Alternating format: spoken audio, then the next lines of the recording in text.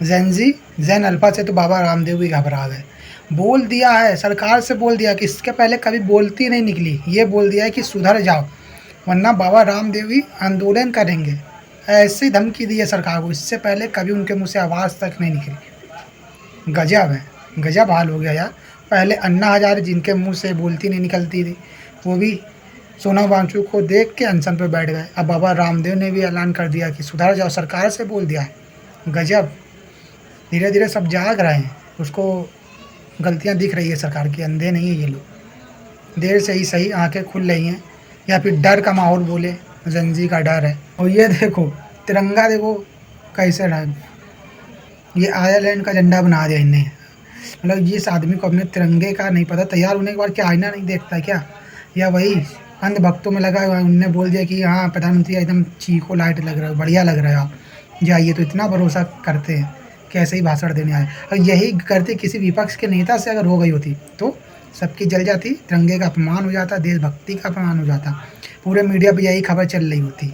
अभी वैसे भी यही खबर चला रहे हैं कि कांग्रेस के कार्यालय में वंदे मातरम का अपमान हुआ, पर ये किसी को नहीं दिखाई दे रहा होगा कि तिरंगे का अपमान किया गया। और ऐसी ऐसी तस्वीरें निकल के आ रही है, जहाँ जहाँ राजस्थान से निकल के भी आई, हर साल आती है निकल के, तिरंगा ऊपर से नीचे गिर गया ज़मीन पे, और कैसे फहराया जा रहा है ये इन लोग को समझ तक नहीं है। प्रधानमंत्री ने लाल किले से बोला है कि वो कोचिंग माफियाओं पे नकेल कसेंगे और सबको फ्री कोचिंग देंगे स्टूडेंटों को। और फ्री शिक्षा की बात नहीं करी है, रोज़गार की बात नहीं करी। कोचिंग पढ़ा के रोज़गार कहाँ ढूंढेगा आदमी, उसको चाहिए रोज़गार।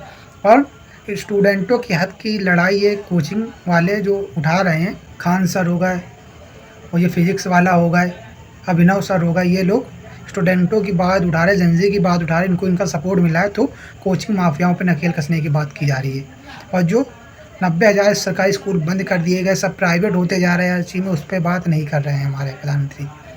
इनको पेट पे कैसे लात मारी जाए और इनको रास्ते से हटाया जाए, इस पर काम कर रहे हैं। और जब से सीजीपी ने ये बोला है स्कूल ठीक करो आंदोलन की शुरुआत करी, तो उन लोग की तो और फट गई। इन्फ्लुएंसरों को पैसे बांटे जा रहे हैं, वीडियो बनाई जा रही है कि उन्हीं राज्यों में ये ठीक हो रहा है, स्कूल ठीक करो आंदोलन चल रहा है, जिस राज्य में बीजेपी की सरकार है। तो उन लोग को इतना ज्ञान नहीं है, 28 राज्यों में से 22 राज्यों में तो बीजेपी की सरकार है, तो कहाँ भी ये ठीक करेंगे। उन्होंने पूरे देश में बोला है, अब ज़्यादा राज्यों में बीजेपी की सरकार है तो ये किसकी गलती है? जब राज्यों में ज़्यादा सरकार बन रही तो आप लोग बड़े खुश हो रहे थे, इसलिए ये राज्य को जीत रहा है, वो राज्य को जीत रहा है। अरे उसने स्कूल ठीक करो आंदोलन की शुरुआत करी है तो इससे तो खुश होना चाहिए, पूरे देशवासियों को खुश होना चाहिए कि हमारा स्कूल सही हो रहा है। पर इन लोग प्रोपेगेंडा फैला रहे हैं और पैसा दिया जा रहा है इन लोगों को कि आप सरकार के पक्ष में बोलो। ये चीज़ हो रही है, समझ में आया? आपको ज़्यादा दिक्कत है तो आप वाले राज्यों में चले जाओ, कांग्रेस के राज्यों में चले जाओ, जहाँ कांग्रेस की सरकार है वहाँ पे आप आंदोलन करो, वहाँ पे आप ये मुहिम चलाओ, स्कूल ठीक करो, तो और बढ़िया हो जाएगा। तो हम लोग के पूरे राज्यों के स्कूल ठीक हो जाएंगे। और वैसे भी ये सिर्फ बीजेपी राज्य नहीं, पूरे भारत में हो रहा है। ये लोग आप लोग प्रोपेगेंडा कर रहे हो, सरकार की चाटुकारिता से पैसा मिला तो उसके गुणगान मत गाओ, ऐसी अफवाह पर ध्यान मत दो।